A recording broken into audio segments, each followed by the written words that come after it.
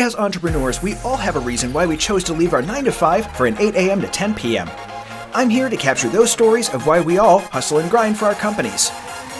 Jonathan Sheeley, founder of Sheeley Executive Consulting, has over 10 years of experience in strategic planning, marketing, and leadership development. He specializes in helping small business owners grow using Storybranding and the Business Made Simple framework. As a FullFocus Co advocate, Jonathan integrates the DoubleWin lifestyle into his coaching to help leaders manage their time and effectiveness. When not consulting, he pursues business leadership education, enjoys reading, and spends quality time with his family in Wisconsin. So, Jonathan, thank you so much for being on the show. I really appreciate having you here. You're a consultant with quite a bit of different things that you do and things you utilize to help people to grow their businesses. And I always love to bring that because, as entrepreneurs, we don't just want to, like what I call own a job where it's just, let's go through and, let's have the same thing, but I kind of work for myself. We want to grow. That's really our role, right? If Absolutely. you're going to take this crazy, weird, difficult thing called entrepreneurship, we're not just going to want to, let it set it and forget it. We're going to grow. So, they heard in the intro a little bit about what you do. Can you just do like a super high level, just so we can get a conversation started? Like what do you do? What are some of your specific, what is your ninja skill? We'll start that question. Oh, I love that. My ninja skill. So I'm passionate about two different things. After a decade of working in higher education, I saw that leaders, they need someone to push them to be better because Mm, people who are working under them aren't going to do that. mm, And so, from a coaching perspective, my ninja skill is leveling up your leadership opportunities, your leadership communication skills, your leadership mentality. I like to tell people that I'm not interested in marginal gains. Okay. I want to overhaul their brain. I want them Mm, to be completely different by the time they're done working with me, uh, because if not, it's what are we even doing here, right? mm. That's the whole point. So, yeah, that's a good question. It's good clarification. Yeah. And so now when you say overhauling your brain and working with leadership, there's a lot of different consulting businesses out there that do this, but each one has their own kind of special brand of it, or their own special, secret sauce that they use. What Mhm. specifically do you focus on? And would you define overhauling your brain? Let's start with that quickly. Yeah, great question. Um, First of all, I tailor make my approach to every leader because everyone is in a different spot when they come to me. Mhm. And this is a skill that I developed when I was working with interns and with leaders who are hired halfway through the school year, or you get promoted to a job that you've never really had to wrestle with before. And so, what I found was an approach that uses some assessments and rates your emotional skills, Mm, and let's rate your intelligence level in working on your own, like working on yourself. And then from there, we can take a couple different approaches. It's easy, I think, in the assessment world and the improvement world to kind of like take a buffet approach and mm, say, I'm going to take a little bit of this and a little bit of that. But honestly, that's how we all work. And so instead of walking anyone through a particular locked in curriculum step by step, I would rather say, all right, so this guy and this girl are coming to me at the same time, but they're in very, very different stages of life and in very different stages of business. And so I got dual certified so that I can help people with business leadership, but I'm also in the life coaching sense. I'm going to allow them to take a step back because before we can work on your business, we might need to get a few things in house done to mm, work on your own mentality. And so I can help people with what we call a life focus or a life plan that's going to say in 10 years, 25 years from now, well, how do I want to be known? It's not necessarily here are all the things I'm going to accomplish by then, but if I were to die today versus if I were to die 10 years from now, what do I want the difference to be? Because most of us, if we died today, we would still have a few things that we wish we would have wrapped up. mhm, And going through the exercise of figuring out that 10 years from now is a lot easier to identify what our priorities are. mhm, And so I really take an approach that says, we need to overhaul the way you think. And that specifically means you need to learn how to bring in resources, whether that's in podcasts or in books or in journals and magazines. You need to learn again how to take in information and then turn the corner. Because a lot of people learn how to uh, uh, take in all that information, but they're not learning how to apply it into their business. And that's really where coaching comes into play. Because you could probably watch a master's class, or you could go take a course at a university somewhere, or you could just pick up a book on how to read and how to learn. But it's applying it to your particular instance in your business and in your startup that I'm going to help you with. Because as a coach, I'm going to come alongside you as a guide and say, not this, or yes, that's exactly it. Do more of that. And that's what I mean by overhaul your brain. We're not looking for, over the next 4 years, we're going to have a 4% increase in yada, yada, yada. No. We want radical improvement. And that starts with a radical shift of your way that you think. And I love that you said that, because I think that's something that with entrepreneurs, if we come in with any sort of flaws in our personalities and our mentalities or anything like that, they are shown in a very strong light, and we have to handle it, and usually more than most people do. And so I like the fact that you balance both of those. It's both the external, my business and the stats and all of that side of things, but also my internal, and that's my mindset. And I think it's such a difficult part of being an entrepreneur. And I think that's why it comes off as arrogant, but really what it is just a high level of self-confidence, because we've seen some stuff and we need to deal Yes. with it. It kind of forces you to. Right. Absolutely. So how did you get into this world? I'm always curious about kind of the origin story of, how you got into this kind of, business/life coaching, and what were the series of events that happened? So I started in college. I went to college and in grad school, looking for a specific job. And I got through both, and I got really exhausted with chasing that career. Mm, And so I took a step back. And in order to get the rest of my grad school paid for, I took a job at the university. mm, And started working in enrollment, of all things, right? So for people who are in marketing and sales, they go, enrollment has to be the worst version of that. Absolutely, it is. I would agree with you. And so, because what it takes is, it takes all the life buying cycles and it just throws them out the window. So mm, what I started doing was I just started learning how to lead my team. As a director of admission is the specific job that I was holding, and student recruitment. And so I started coordinating teams that were heavily logistics based. And then as I got into that, I started assessing the effectiveness of another department that affected my department heavily. mm, And I had a pivotal moment where I made a really courageous step and suggested a huge change to my role, to my boss's boss. mm, And he took it. mm, And that moved me from enrollment over into communications and marketing. And one of the best things that ever happened to me. And after 2 years of doing that, some changes happened around me that mm, I was reading the tea leaves ahead of time. And I noticed that there were some things that I got really good at. And that was taking the interns that were in college and helping them apply what their coursework was having them study into a business instance. And a lot of that obviously was in the university. And so I was really enjoying a coaching role, even though I was in a full-time job. mm, But what I found is when I decided to resign and move elsewhere, I was applying for jobs, and I got a couple of interviews. And, every time I looked at a job description, I was like, yeah, but that's only like 40% of what I want to do. And then I would go to the next one, and it's like, yeah, that's 70%, but like the pay is awful and the time is terrible. And I have to commute here, there, and everywhere. And what it ended up doing is I had this moment where I talked with my wife and I said, like maybe I should just do something on my own. Like mm, I love coaching. So that's the topic. I love business, like assessments, and a lot of people don't like to do that.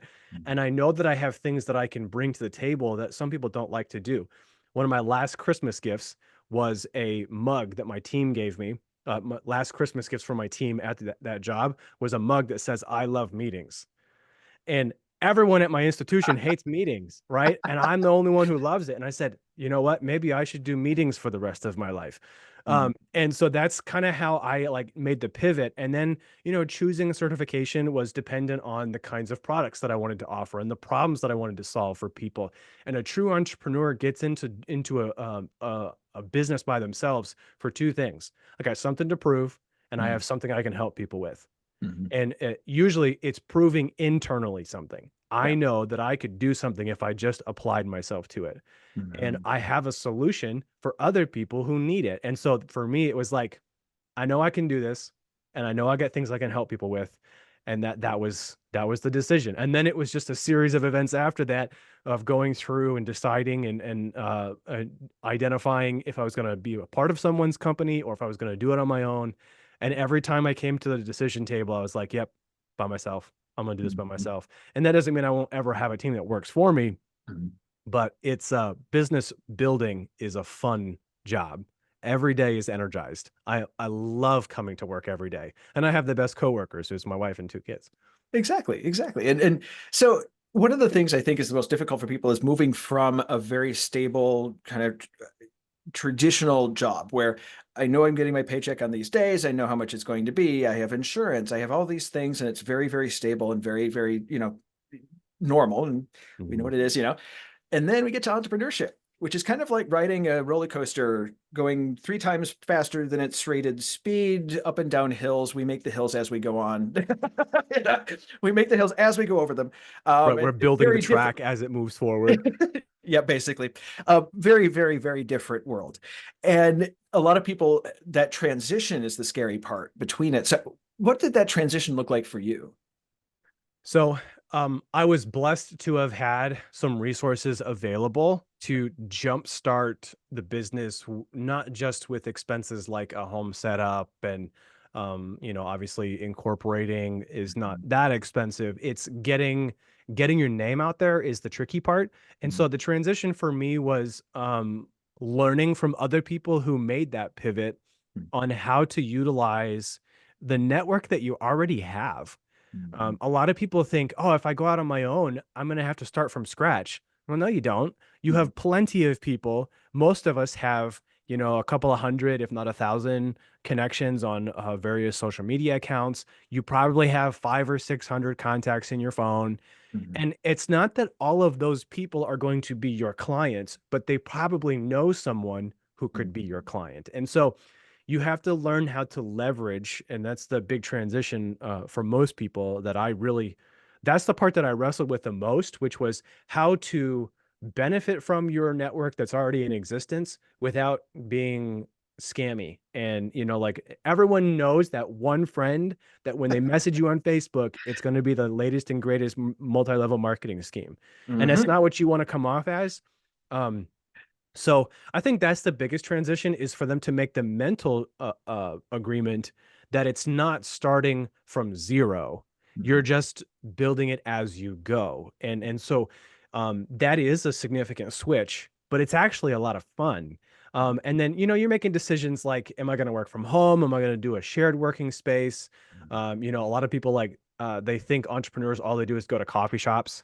Yeah. And, for some of us, that's fair. I'm Mhm. in coffee shops a lot, but Mhm. that's not where I do the bulk of my work. That's where I do all my networking, right? I come Mhm. home and I'm here in my desk space, and I've got a great, home office where I had some friends help me design a space Yeah. that's intuitive to accomplishing the tasks that I need to here at home. Mhm. But that transition has more to do with seeing the hurdle where it is and then being okay with just getting over it, right? Mhm. Go. Just Yeah. get after the next task that's on your horizon. And when you're in that comfortable job, there's a level of frustration that comes from having a stupid boss, Mhm. but there's a level of safety from your boss being able to be labeled the stupid one instead of you.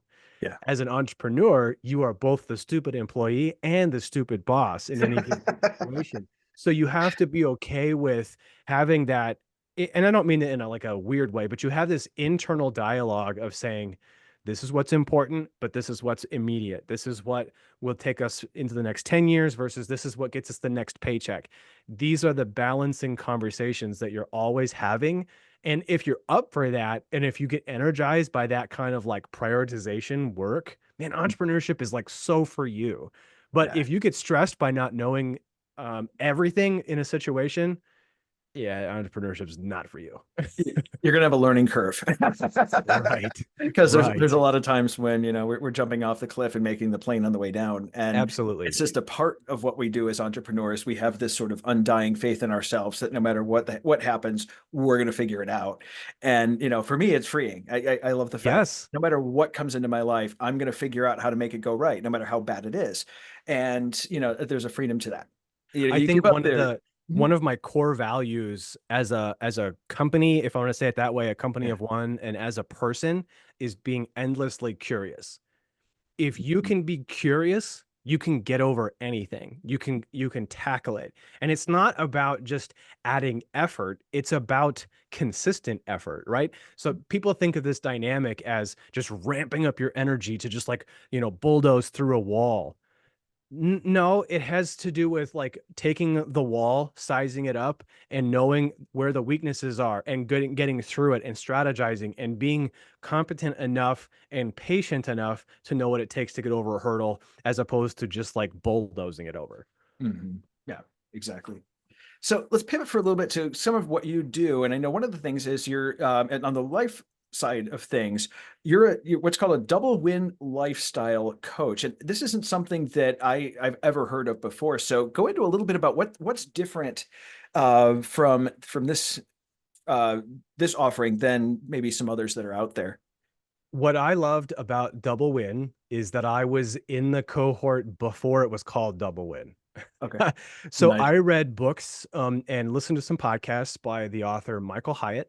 Okay. And he drastically changed the way that I think about the phrase work-life balance, Hmm. which he actually says is kind of a false concept to chase. Hmm. And what he means by that is that the double win is how he has labeled it more recently, is winning at work and succeeding at life. Hmm. And I prefer to use 100% in both buckets when Okay. I talk to clients about this double win. Because too often people think, well, if I'm winning at both, I'm only giving both of them 50.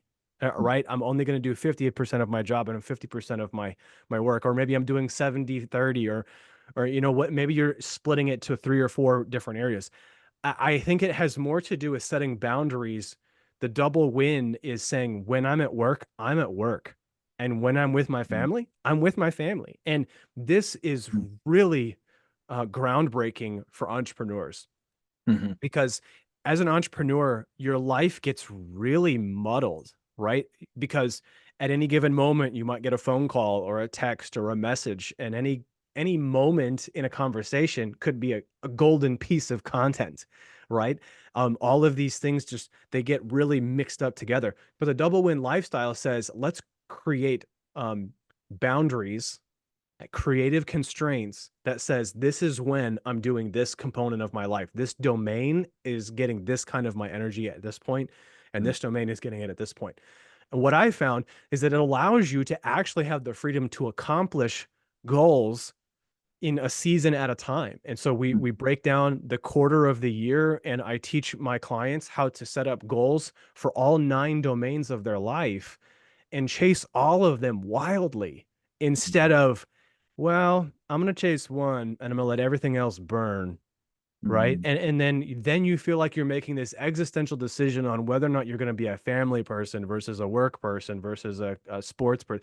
Now, you can do all of them as long as you're putting them all in the prioritization of when and how much and who's going to be along for the ride with you. Because I can guarantee you, most entrepreneurs, you're bringing your family with you whenever you do something cool, and you Hmm. ought to. You don't leave them at home. You've given them the flexibility to have a cool life with you, Yeah. so do that. Yeah. And I wanted to hit on that because I think work-life balance for an entrepreneur is very, very, very different than it is in a nine Yeah. to five. And balancing, building a company and and also balancing your family is a challenge, and it's a major challenge. I've seen a lot of people really have fight for it, and so that's been a big difference. Nice. So you do the double win lifestyle. You also do the business made simple certified coach. What is that too? Like So what I is that? love this component for small businesses and entrepreneurs. So Business Made Simple um, came as a result of an author falling into business and needing to figure it out. Hmm. So that's how Don Miller got started. He was a successful author, Uh, and then one of his he made a pivot from, instead of writing books about people, about memoirs, he started writing books about stories. Well, then the book took off so violently that he had to figure out a business model around the book that people wanted to know more about it. And so he did what other entrepreneurs are doing, which is building it as he goes, mhm. right? So he was building this company around him. So it started with story branding, and that's the messaging framework. If you can use stories to incorporate lifestyle for your clients and for your customers, and you make them feel like the hero of their own story, there's Mm. no amount of sales that you can't accomplish if you're positioning yourself correctly with people. So that's the story brand framework. Huh. Then he figured out, well, if you're going to use the frameworks well, there's got to be some tactics to the marketing, Yeah. right? That makes good, effective marketing. So then he made, or he wrote the book Marketing Made Simple, and that exploded his reach even that much more. And he had to iterate on his business model again. And so he goes, wow, I'm doing this like other entrepreneurs. I got to write a book about business. And so he wrote How to Grow Your Small Business was his next book. And that's what I'm certified to help clients with, is help them build a small business. It's not like, so I think a lot of times people who get into entrepreneurship think they have to do it all by themselves, and they Mhm. have to start from, from scratch, and they have to do it all like they want to.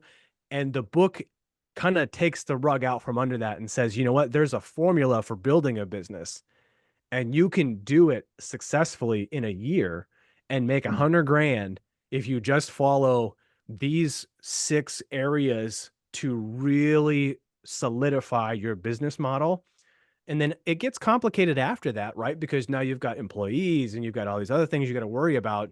But you can grow a small business quickly if you just focus on 6 areas of the business. And that's why I got into doing the coaching through that component, because there was a little bit of me having to do this myself. I wanted to be a coach, and so I was building my own business of consulting.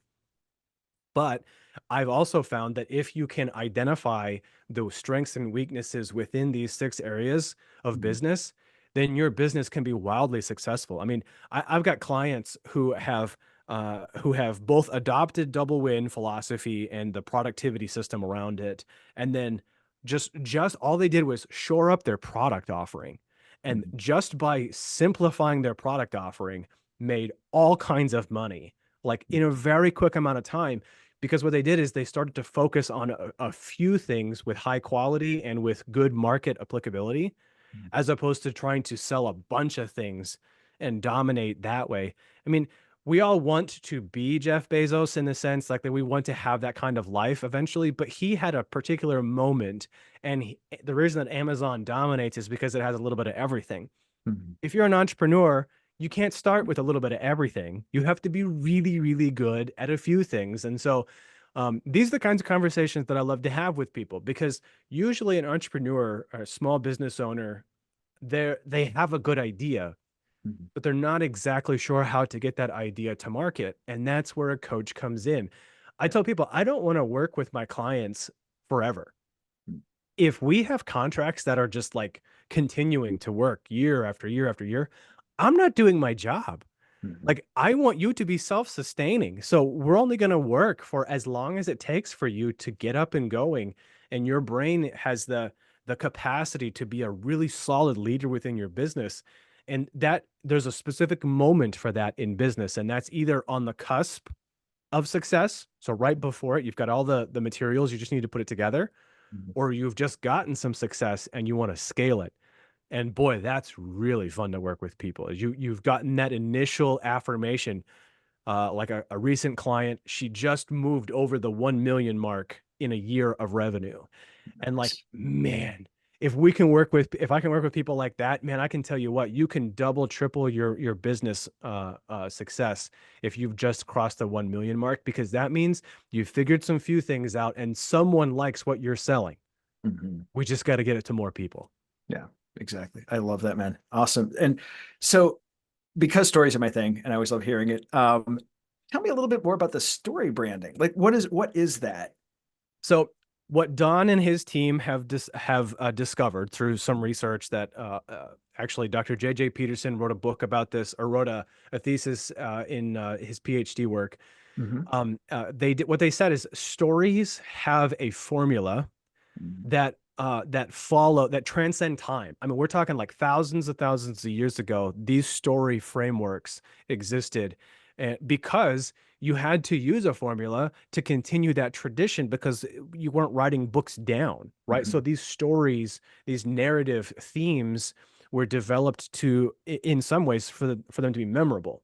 Well, Mm-hmm. then all of a sudden, civilization starts to progress and these themes become more solidified for security purposes. And so we move out of the hunter-gatherer stage, and then it becomes positioning, prestige, and power, right? These kinds of things. And so the themes over the years, over the millennia, have stayed the same, even if they're used for different purposes.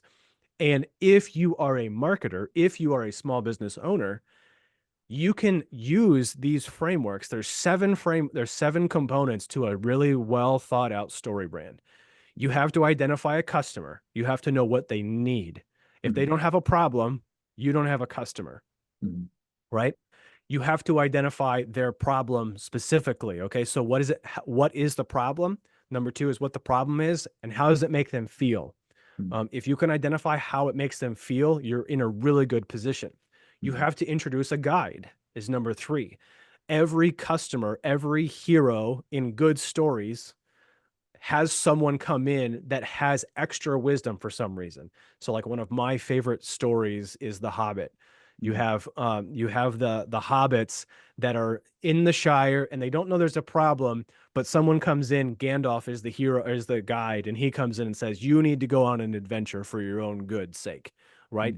Mm-hmm. And so he kicks them out of the door. And so we have the hero, number one, we have the problem, number two, we have the guide, number three, and number four, we have a plan. And this is where it gets really good for business owners because culture wants everything to be broken down into simple steps. If I have a problem and you have a solution, I need to know how the solution works. And Mm-hmm. so if you see really good websites, a lot of times they have do this, and you'll get this. It's a Uh-huh. simple formula. So Yeah. I like to use the framework for it, for the plan in three simple steps. It's get on the bus, ride the bus, get off the bus, right? So if my product is solving your problem, come in and work with me, submit to the process, and then go have a great life. And if your plan in marketing can follow that formula, people will just eat it up because they want the security of knowing how their problem is going to be solved. Mm-hmm. Once you give them the plan, then you have to actually call them to action. It is amazing to me how many people have websites with no checkout buttons. Nowhere, anywhere on the website. It's all this information. And you're like, he uses the author of the book. He uses the illustration. You would never go to a grocery store with no checkout spots Mm-hmm. or not clear lines of where the checkout spots were, right? Mm-hmm. You don't want to just go to a grocery store to look at everything. When you go to a website, there's got to be some tactical call to action. And then you got to give them the stakes. This is what happens. Number six or number seven is this is what happens if you do work with the brand, and this is what happens if you don't work the brand. Mm-hmm. And this is where people get really nervous because they go, "Well, I don't want to tell my customers what happens if they don't work with me because then they might think that I don't like them." That it's absolutely not true. If you tell Yeah. them the reasons why to work with you, you're painting a positive picture of your brand. If you tell them, "Work with me, and this is the life you get."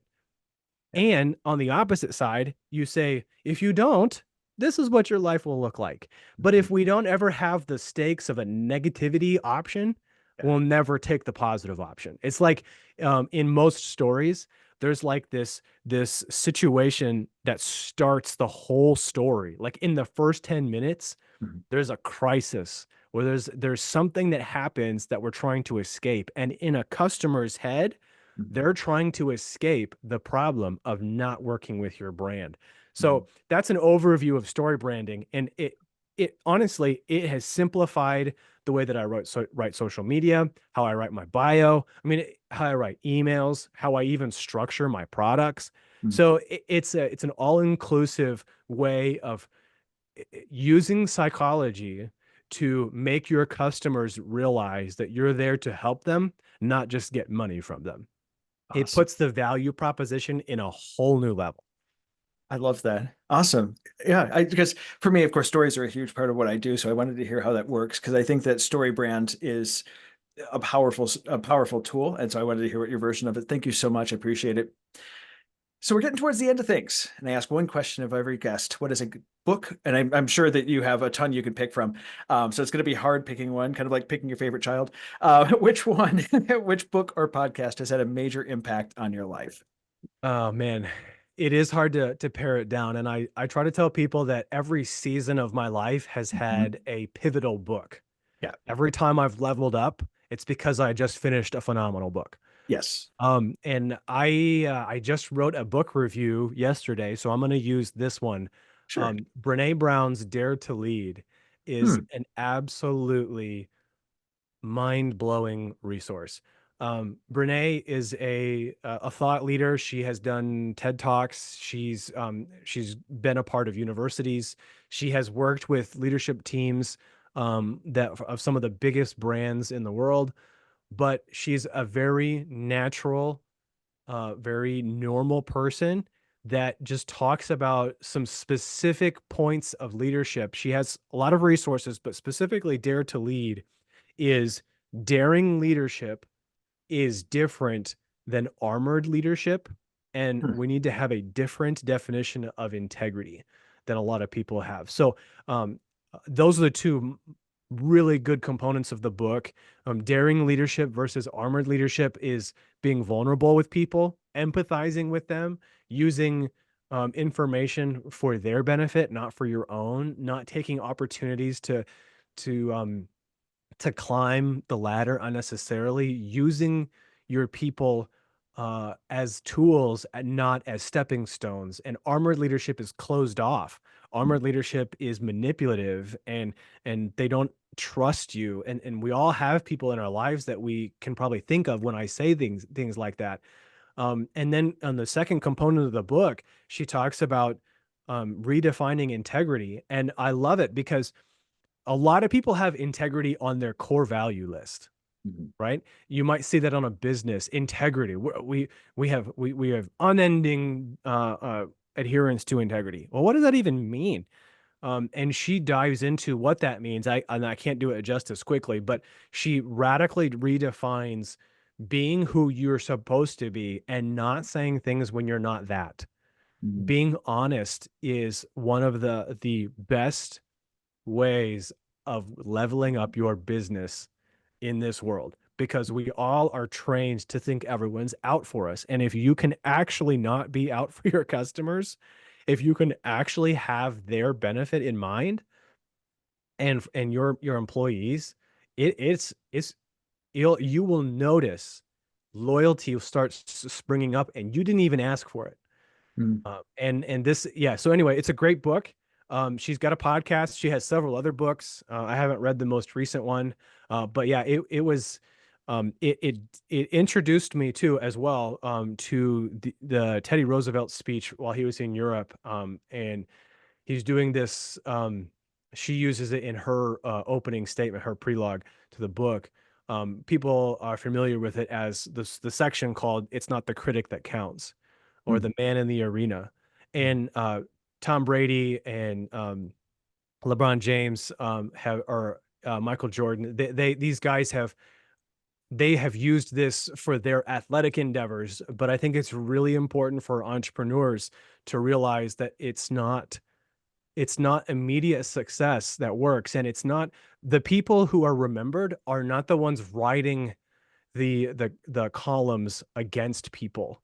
You know, Mhm. the people who are remembered are the people who got up and did it every single day, who got into the arena, who were faithful in their endeavors, and who got up and got up. And the imagery of having their face marred with blood and sweat is the is a great imagery for entrepreneurs because sometimes it gets messy.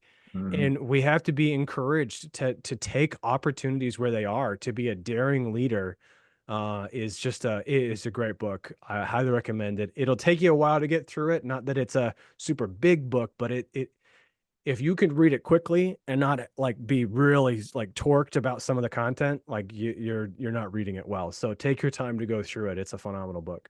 Awesome. Thank you so much for that, Jonathan. And again, thank you so much for being on the podcast. I really appreciate the wisdom you've shared with us here today. My pleasure. Thanks. Thanks again for joining us on the Hustle and Grind podcast. If you'd like to learn more about Jonathan, check out the links in the description.